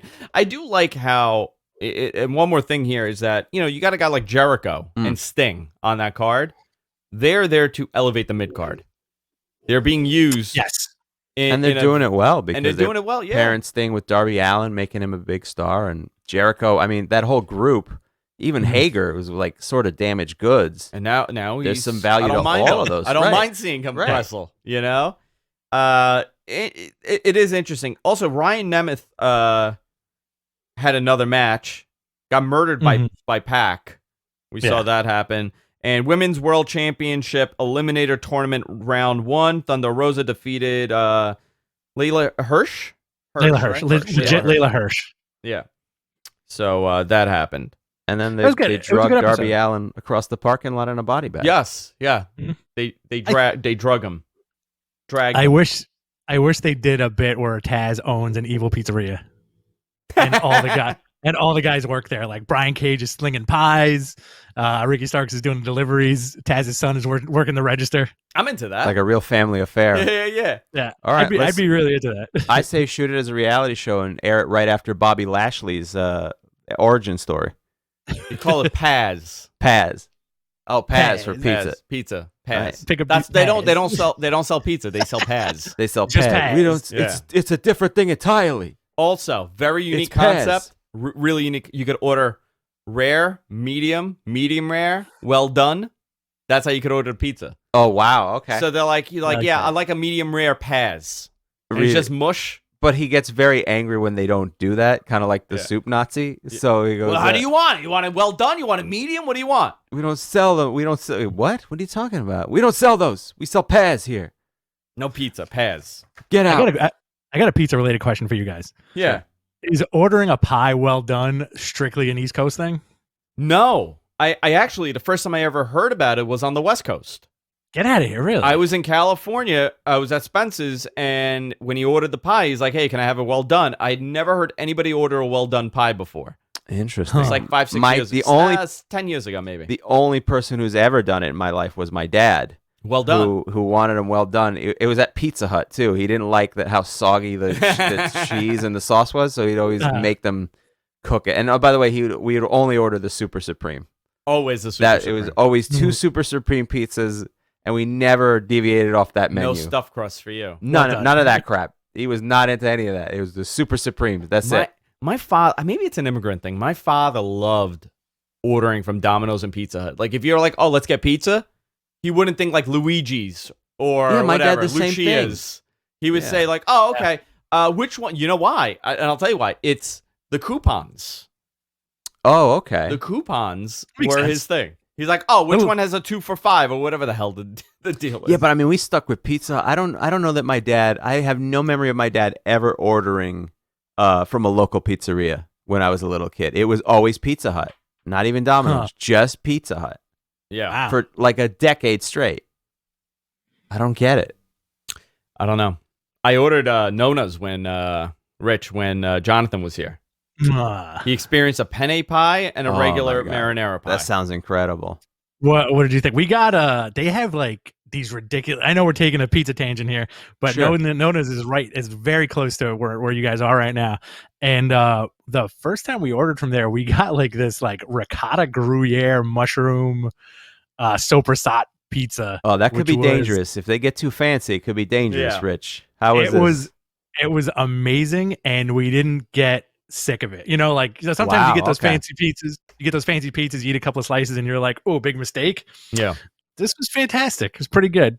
Nice dollop of ricotta on top. Oh my god, that They're sounds phenomenal. amazing. They're great. Maybe Everybody's getting horny right now. Everybody's we're getting horny. pizza. Let's see. In other news, obviously, AEW Women's Tournament in Japan brackets to air on YouTube. We had asked this question last week. Where the hell they're airing this? It's starting on Monday on YouTube, so you could go to the AEW YouTube account and you'll start seeing it there. AEW tickets are not on sale yet for Revolution. It should be in a week or so, from what I was told. I don't know why it's delayed. The same thing. I mean, we know why WrestleMania is delayed right now with the ticket sales. Sure. They don't know what they're doing, but this is less than 2 weeks away or something. This is less than 2 weeks away. So 3 weeks away. But I expect them to sell really quickly. Maybe they're trying to figure out if they're going to open up more tickets. You know, instead of having 1,000 people there, maybe you could do 2,000 people. I mean, listen, I'm happy that more people that can attend the shows. You know, they've been doing good with what they have too. It's a good energy. I like it a lot. WWE earnings call stuff from Friday. They don't believe they've lost eyeballs. They've just moved to digital. And this is interesting, right? Their argument as to why the ratings are low is that people's media consumption has changed, and people don't sit traditionally and watch a 3-hour show. This is a big problem with baseball, right? Baseball during the pandemic wanted to experiment and speed up baseball. So how do they do that? Extra innings, you put a man on second base, which I absolutely hate. Sucks. Ruins the whole tradition. Ruined the whole thing. Ruined the integrity of the game. I'm big on the integrity of the game. See, I think it's a boring game. But I'm talking about the 90s integrity where everybody was juiced up. Oh, I like that. Yeah. That's all gone. It's ruined. It's ruined. Miss the good old days. The good old days. So they're saying that there's some legitimacy to there that is. To a degree, because listen, I can't sit down live and watch 3 hours anymore. Well, here's the thing. You don't have to. Right. That's why. You can check it out. But do they count Hulu as that the next day? I'm not. I think they're talking about actual, I don't think they're counting Hulu because Hulu counts part of Nielsen, right? They participate in Nielsen. But I think they're more talking about YouTube and Instagram. YouTube, Instagram, TikTok. How much wrestling can you consume? I could go on TikTok right now and know everything that's happened in wrestling in WWE over the last 2 weeks. Right on their page. You can see all of that. That is not a traditional means of watching wrestling. It's a very unique way that people are now consuming. They're consuming the stuff that they find interesting, and then they move on. That doesn't mean that they're not fans. Right. Because globally, you talk about billions of people have seen WWE. Right. So what do the YouTube numbers look like on their It's astronomical. Their YouTube is ridiculous. Right. It's been down. It's been down so far. But it's still, very high. All right. So, for example, a clip from whatever happened on Raw, right? Okay. Whatever the main event was, storyline wise. What does that number do on YouTube versus the 1 point whatever million has been the kind of average lately on Raw? Let's see. Let's go to WWE's YouTube. 73 million subscribers. Here, Okay. Jesus. Right? Great number. Great number. Let's go to... I do all right. But let's go to Monday, because Monday's a good example here, right? What was the main thing on Monday? I don't even remember. Okay, so Monday, here we go. Here we go. You ready? They don't post the whole show. 1.1 million views for Lana versus Nia Jax. Okay. Okay, 1.1 million. Keith Lee and Riddle got 400,000 people. And by the way, these are 3-minute clips. It's abridged, right? Not a full match. Naomi Shayna Baszler got 600,000. Let's see what else. Bianca Belair encounters Asuka, 290,000. Drew addresses Sheamus, 195. Edge provides an update on his WrestleMania decision, 1 million viewers. Okay. So they, if it's a big moment, they'll hit 1 million. And then after that, it's anywhere from 100,000 to 400,000 views. I mean, there's some validity to that point, but that number needs to be a little bit higher. But think about how much content last night alone, they did 1, 2, 3, 4, 5, 6, 7, 8, 9, 10, 11, 12, 13, 14, 15, 16, 17, 18, 19, 20, 21, 22. There's like 20 videos in a day that they upload. Yeah. Well, look at this, because right underneath that Raw viewership, you have the SmackDown viewership, and I think it's fascinating that you have 2.3 million views on the Kevin Owens, Edge, and Roman Reigns. Wow, that's a lot. Which I feel like is going to drive whatever Edge and KO stuff forward. I think they look at the YouTube stuff and they're like, how can we do more of this? Look at Damian Priest versus Angel Garza, 500,000 views, which is still awesome, but it's not over 1 million, right? And I feel like that's the marker that they always want to strive towards. So looking at, this is actually hysterical. I'm looking at their top videos ever on their YouTube. The most watched video, 255 million views 7 years ago. Randy Orton makes it personal with Triple H when he punted Steph. Oh boy! And Triple H was handcuffed. Wait, what year was that? 7 years ago it was uploaded. That was 7 years ago? That happened before 7 years Number 2, 184 million. John Cena and Brock Lesnar get into a brawl, and a whole ring, everybody jumped the ring and tried to split them up. Number 3, John Cena's proposal in 2017. Oh, wow. 178 million. That's got to be awkward. Following that, John Cena and AJ Lee kiss after Cena's victory, 149 million. John Cena, Batista, Rey Mysterio versus Randy Orton, and I forgot who the opponents are for Tribute for the Troops. That was uploaded 7 years ago, 145 million. Great Khali, 20-man battle royal for the vacant world championship that he won. There's 2 Khalis in this top 10. 134. Yeah, that's got to be India numbers though. Yeah, which works out. It makes sense. Stephanie McMahon slaps Roman Reigns, 134 million. That's great. Very interesting. It says a lot. This says so much, because who would think that AJ Lee and John Cena kissing from 8 years ago would be the number 4 most watched thing on their She wasn't even on Total Divas. Because it's a younger demo. It's a lot of international viewers. It's interesting. It's very interesting to me. This is very fascinating too, because the way, what this tells you is that John Cena is still on top. There you go. Right? Still popular. Still cracking. Still popular. He's in the top 10 no matter what he does. I think that... Go ahead, Rich. I apologize. I don't know. I was going to say, I think that era of these are things from 8 years ago, and this is also kind of at that start of Total Bellas and Total Divas and all that. Sure. Right? Well, that explains the John Cena proposal one. That I get. Because that would make sense. But, I mean, The Rock's not in there. There's a lot of things that just don't make sense about that list. Also, it might have been a different algorithm. Who knows? At the time, I don't know what YouTube was running with. It's fascinating. Listen, I think the YouTube numbers skew younger. Definitely. They should, yeah. And, most definitely. if you're a John Cena fan and you're 12 years old, 11 years old, and now, him kissing AJ Lee, you may be into this. You may be into it. Oh, Rich is saying that they're terrified by it. Like, what's he doing? Oh! Girls are icky. Let's see what else is on this page. And then, by the way, Q&A, guys. Submit your questions in the chat. We're going to do our best to answer them. Rich, do you want to curate them this time? I got them ready. Whenever you're ready. Whenever you guys are ready to go. Let's just dive into this. Let's do the Q&A. All right. So Corey Richmond asks, will there be a women's SmackDown Elimination Chamber match? Very good question. I have not heard anything about it, nor have I asked. So that's a good question, and I'll find out. How many actual Elimination Chamber matches are scheduled? Right now, let me see what's been announced. Let's see. I think one. Just the Raw men's thing? I think there will be a women's one. They usually do at least one. Yeah, there is a women's one. Yes, they will have a women's Elimination Chamber match. Okay, cool. Fair enough. That answers that. That answers that. Scar Happy asks, are the Tony Khan promos on Impact the best thing of 2021? I gotta tell you, it's fine. It doesn't really like. I mean, I enjoyed when he was doing the holiday ones during 2020 and going, we're here to help we're all about helping the less fortunate, by which I mean Impact Wrestling. And that's a pretty good line. It's good. It's funny. It's fun. It's not bad. It doesn't have to be great. It does anything though. I don't think it's doing anything other than popping the people watching. Maybe, but it also has a little bit of it's just an addition to the storyline. It's just something. It only takes a minute. I'm fine with that. I'd rather that than another either backstage promo or it's just something a little bit different that you're not going to see it again because it's rare that a company invades another company and buys ad time.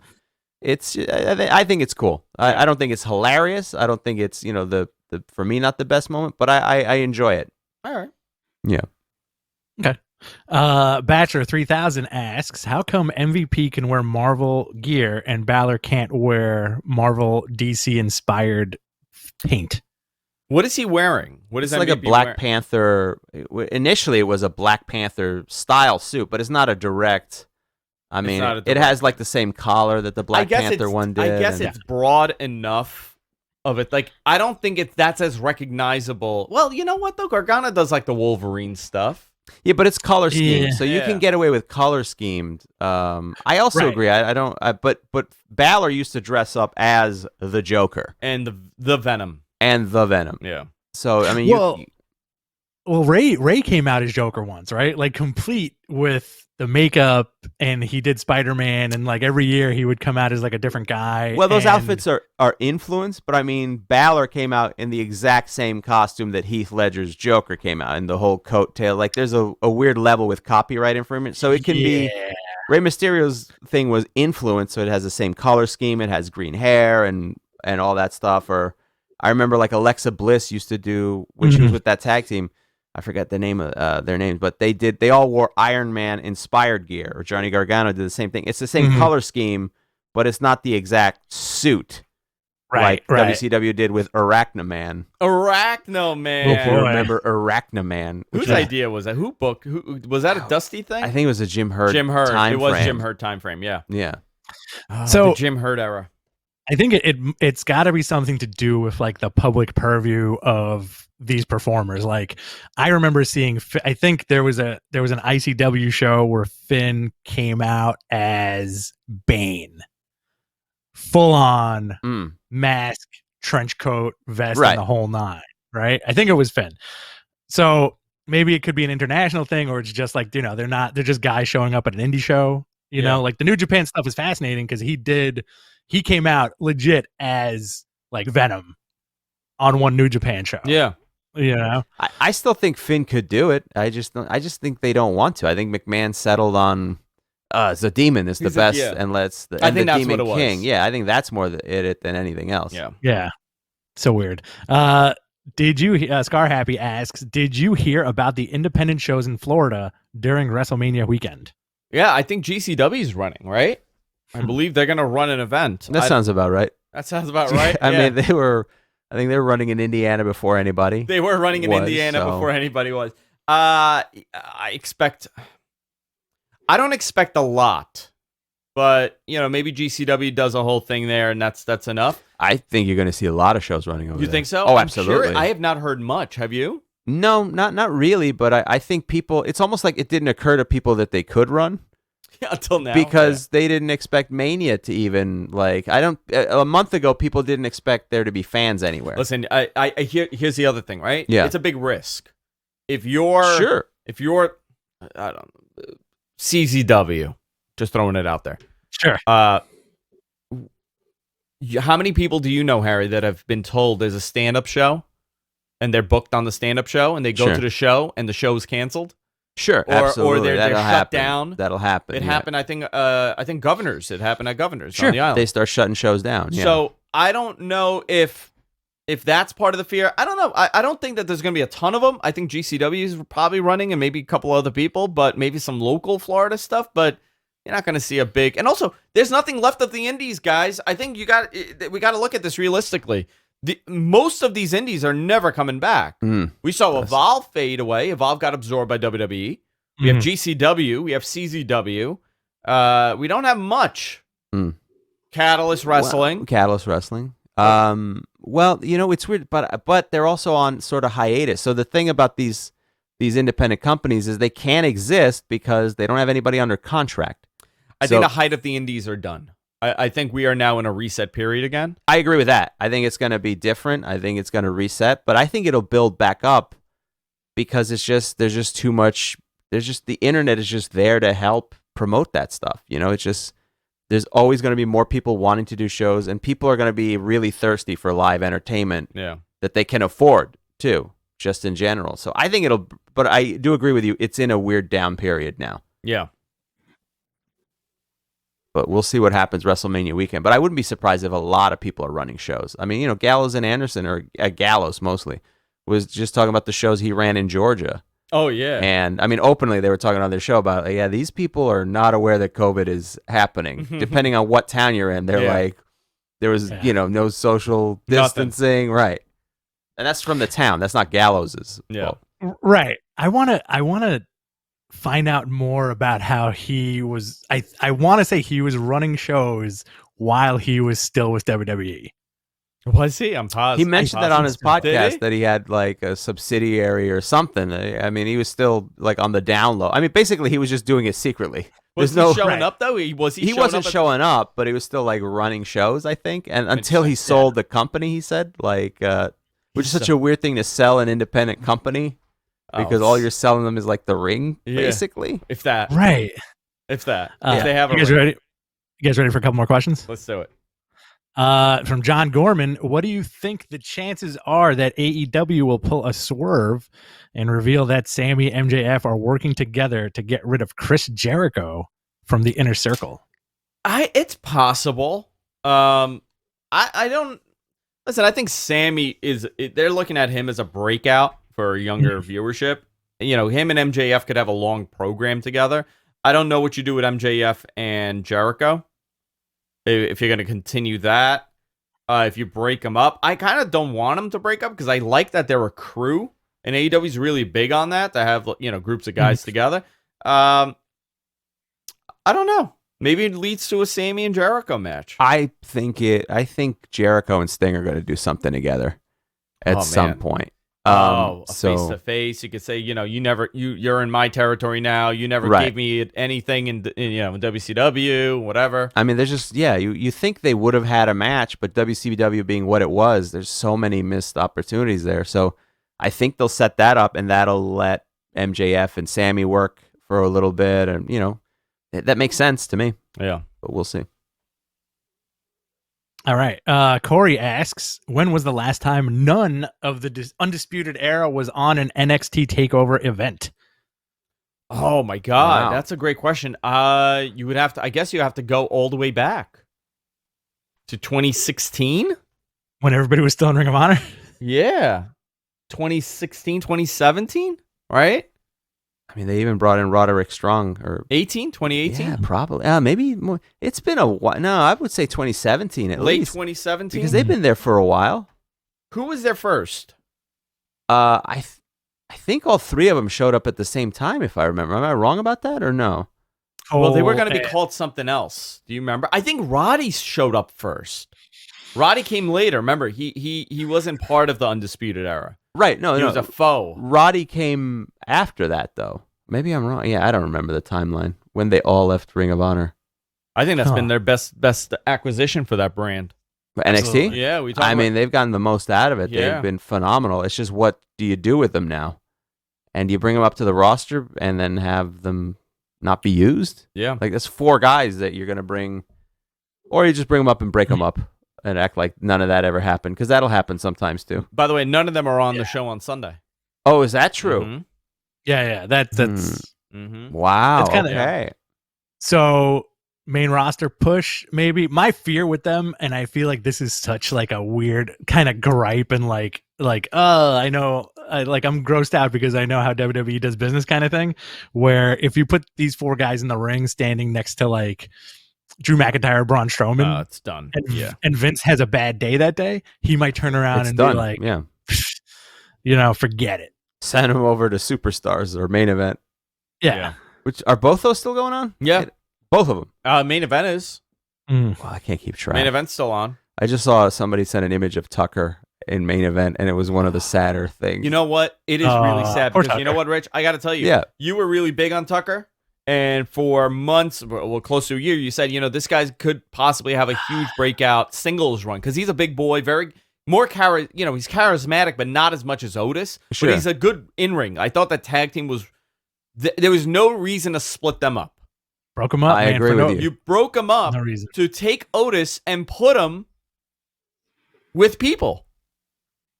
Right. Which, I mean, like, we've said this on the show several times, where in the last year, it's so nonsensical that you took Peyton Royce and Billy Kay and split them up and then put them with other people, and then Otis and Tucker.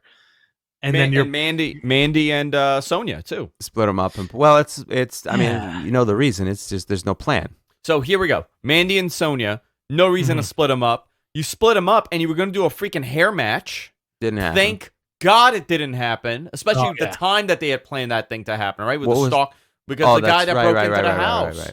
Then you split up Peyton and... Who's supposed to lose that hair match? Sonya. Okay. Yeah. Oh, wow. So instead, they just took her off TV for a little bit. Did they explain why they brought her back? I haven't followed that. Because she lost her... Remember. She is a loser leaves town, right? Loser leaves... the town. Now they're in a different town. They're in a different town. They're in a different town. We're in a different county. I got Exactly. you. Yeah. Listen, you cannot have a match in Dade County, but you can. You can in Broward. In Broward. Yeah. Gotcha. Yeah. You like my Florida I references? do. Very local. Yeah. Shout out to Justin Robert Young. What else do we have here? Any other questions? We got one more over here from Louis Lamberti. Any confirmation on the amount of tickets they're going to release for WrestleMania? Yes. I was sold 25,000. Same as the Super Bowl. Same as the Super Bowl. 22 to 25,000. It's 25,001 so that they can say they outdrew the Super Bowl. You know what? Can you imagine? Very petty. I want them to do the gimmick number, right? Like, what's the gimmick number for this? Because now we're restricted, right? So you can't say you have 98,000 people in the building when you really have 70. So I'm curious if they're going to gimmick the number and say they've shattered the record. They have shattered the COVID entertainment record. Yes. You know what? I'm going to say no. Texas ran a full show. Yeah, you're forgetting. Texas had like 50,000 people. We're forgetting about college football. Yeah. Forget it. There's no way WWE can break that record. Okay. Alabama just did it last week. Right now. Or Georgia. I'm going to call it right now. Yeah. Okay? WWE's going to call 42,000 people in that building. Oh, wow. They're going to say that it's 42,000. They're going to say 42,000 people in the building. I mean, it's ego, but what is the purpose of that? That's nowhere near shattering the record. I mean, WrestleMania 3 didn't have, whatever they said, 98,000 people. It was 74. Poor Dave Meltzer still to this day, he gets his ass handed to him online by people telling him he's wrong. What number WrestleMania is this? 59. No, 37. 37. I bet you the number is going to be 37,000. Oh, that's actually interesting. Pretty good. Yeah. Okay, you know what? I'll go with you. 37. I mean, if you're just going to be picking them arbitrarily, why not make it a nice, even OCD style? 97,633. Oh, 100%. They're going to go, oh, what a coincidence. It was meant to happen. 37,000 people, WrestleMania 37. And then have some kind of classy Freddie Blassie hologram show up. Yeah. By the way, I went down a Fred Blassie rabbit hole. Yeah. I watched Breakfast with Blassie with him and Andy Kaufman. Oh, sure, yeah. I got to tell you, but it was such great comedy because they were in on the joke, right? Everybody was in on the joke, but they were so good at ad-libbing this shit out of that video. It's like an hour long. Yeah, it's a very bizarre little thing. I just watched the first half of it than a year ago. They're in LA. They go to breakfast, and Freddie Blassie is screaming. He's like, "Don't talk to the broads." These girls go over and they're like, "Hey, mister, can we have an autograph?" He's like, "Oh, you see I'm eating, you dumb broads." He's like insulting them while they're eating and they want Andy Kaufman's autograph because he's on Taxi. And Andy was going to do it, but looked at Freddie Blassie. He's like, no, he doesn't want me to do it. So, and then he starts acting like a tough guy. He starts being mean to the ladies. Yeah. The Andy Kaufman stuff is always worth revisiting because it's so unnatural. Him being mean is so unnatural. Oh my goodness, it's so so good. And then of course Letterman. The clip of him slapping Kaufman on Letterman, phenomenal stuff. What's his name? Jerry Lawler. Jerry Lawler slapping Kaufman. Jerry Lawler makes me uncomfortable sometimes. Does he? Yeah. What sense? I don't know. Just I hear you. I don't know why. I get very uncomfortable. Like I don't know if he's like going to take something serious or he's going to take it as a joke. That he could take it as a joke. Yeah. He's one of those. I mean, yeah, but he's got more. I mean, there's only a few moments where he's been super serious, and that most of that was with Jim Carrey. Jim Carrey. Puppies. Harry, did you ever hear my Jerry Lawler impression? No, let me hear it, Rich. No, I don't want to be on your podcast. That's what he said to him. Is that true? Yeah. Pretty wow. much, yeah. Oh, Yeah, wow. When yeah. did you ask him?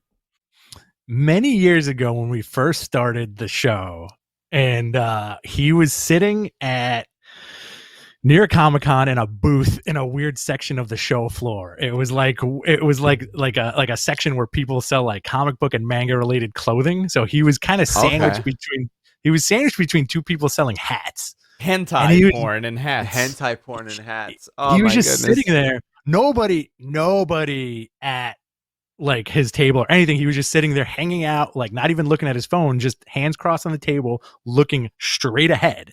Right. I'm not the type of guy to interrupt people when they're doing something. So I was like, all right, nobody's there. Let me go say what's up.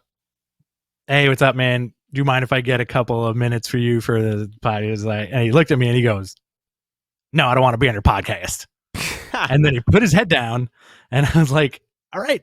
And me and my buddy walked away, and that was it. That was your encounter with Jerry Lawler. Listen, that was my encounter. You got to also remember, like, how many people ask him probably to do stupid stuff? Can you make a video for my friend? Yeah. Can you make this? Can you? Yeah. At what point do you say no? You know what he does though? He ends. He was like Rich left, and he just put his head down like this for the remainder. Oh, like he was. So okay, just so he doesn't drink, right? He's not a drinker, so we know he wasn't hungover. No, he just didn't want to deal with just it. was probably irritated. He's freaking, of course. He's sitting next to hentai porn and hats. And also there was no Staring at line, nothing. so maybe he realized, maybe he lost some money because Maybe. I ran into him at a Comic-Con. He was nice. I didn't do too much talking to him, but he was actually pretty chatty in the moment. So you might have caught him on a bad day. Not that I need to defend Jerry Lawler. He might be a jerk. I don't know. I don't know the guy personally. I like that you guys are good personal friends, and you're defending him today. Listen, go ahead. I'm sorry. No, I own a piece of his art. I have in my house. I had a drawing of Adam West's Batman that he drew, and someone got it for my birthday at a Comic-Con. I want there to be a series where it's just wrestlers painting. Oh yeah, like Damien Demento drew that of me. Oh, is that true? That is true. 100%. Yeah, Jerry Lawler's pretty. He is a genuinely talented artist. Like his work is really good. So I don't know who else does art in wrestling that we know. Jeff Hardy. Okay. Yeah. A few other people. The Illuminummies, or as he calls them. The Illuminummies. That's what they were called. We would have these big statues on his North Carolina ranch. And he made them. Yeah, he like welded them or something. Like they're statues in the sense of like they're steel scrap metal that's formed into the shape of like a stickman figure. Steve Austin, he draws. Does paints. he? Yeah. I did not know this. No, he doesn't. But I want to see that show. Jesus. Like a Bob Ross style Steve Austin. Well, goddamn, pal. You want a bunch of happy little trees here? Give me a hell yeah. Dexter Loomis. Dexter Loomis is a talented artist. He's very good. Yeah. Rich is a talented artist. There you go. Thank you. I don't have anything against Jerry Lawler. I just thought it was funny. No, hilarious. Well, you did get robbed by Virgil. I did get. Oh, that was when I was like one of 20 the years many. old. What Yeah. are the many? Yeah. How did he get you? The old photo scam? He got me with the old photo scam. Me and my buddy, another it was at Madison Square Garden Comic Convention 2001. And me and my buddy met, and WWE was having a show that weekend, like a house show. Oh, wait a minute. This was 2000. So you were young. Yeah, I was like 1920. I honestly thought this was like 2010. I know better. If only because Virgil has continued to do it. Yeah. And probably still will. So it's classic Virgil story. Me and my buddy are like, oh shit, it's Virgil. And he's like, what's up, guys? How about a picture? And I go, sure. And then we take the picture and he's like, all right, $20. And he puts his hand out. And I was like, oh, I didn't realize. And he was just like, kind of, at this point, now I know what he was doing. But back then I was like, well, this guy's not leaving me alone for $20. Let me just give him $20. So I give him $20. A big autograph. He gives me like a big autograph picture of himself. And then, again, there's nobody really there to see him. He followed me and my buddy around the convention for like an hour. Like, And what's saying up, guys? How you doing? Hey, Virgil, what's up, man? You guys doing all right? Yeah, good. We rounded another corner. He was there. Was this to get money? He didn't ask for any more money than the 20 I gave him. You just wanted to harass So him. the transaction is done. And Transaction's done. So he got money from you. He got money, and then I got stuff. I was disgruntled, and then he kind of just was there at every turn. We were like haunted. That was so creepy. The haunting of Virgil, he just followed you around like a ghoul. And it was like a small show floor, so there really wasn't like that many places to go. This is before like New York Comic Con, where it's like Blew up Javits big. Center. This is like in a loading area of Madison Square Garden, where it was mainly retailers and maybe like, you know, like Virgil and like, I want to say like Raven was there. And we ran into the Hurricane. Hurricane took a bunch of pictures with us and chatted about comics, which was awesome. Didn't ask for money. That's nice. Nice. That's a good Hurricane, Hurricane a good story. guy. All right, we got a Someone positive. tweet that about that to Hurricane that in Sugar 2000, Hurricane 2001. He didn't ask for a dime. Well, Thanks maybe for not no. Wait a asking for minute. money. Was this the same time as Virgil? This was the exact same show. Oh, so you know what? Then your year is off. You're probably in like 01, 02. Okay. Was he the Hurricane? He was dressed head to toe as the Hurricane. Okay, so that would have to be 2001 at the minimum, because the that's the minimum. invasion angle, and then he's not the Hurricane. Did so someone say invasion angle? Oh, no. Oh, no.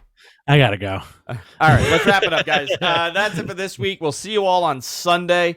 For all things Harry, follow Harry. He's on That's Twitter. right. Go to at Harry Terjanian, and also check out the other podcast I do with Dante Nero, Man School 202. It's sex and relationship advice for men and women. Great It's a show. Great I've been show. on it. Yeah, Andrew's been on it. You can I see have. the episode on YouTube if you want to see Andrew on it. I have. Great show. Rich, Yes, sir. BTC 2.0. Hi. Oh, that's right. BTC 2.0. Did you I forgot forget? that we're doing these now. Hey, you can follow me at BTC Rich on Twitter. I got my podcast out once a week on YouTube. BTC Rich X is the channel. I talk about comic books. Can you have me on just to talk about 90s X-Men? Yeah, absolutely. Freaking love 90s X-Men. Nice. The cartoon. Come on and show? pop the Anything territory. love Jim Lee. Fair enough. Love it. Yeah, let's do you it. can follow me at Andrew Zarian on Twitter, Mattman Podcast on Twitter, Mattman Pro Wrestling on TikTok, Mattman Podcast on Facebook, Mattman Podcast on Instagram, the Mattman Podcast group.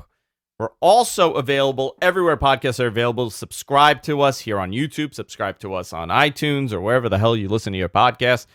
Also, we are on the F4W website, on the Wrestling Observer website. Head on over to f4wonline.com or wrestlingobserver.com. And you can check us out there. We'll be there this Sunday, guys.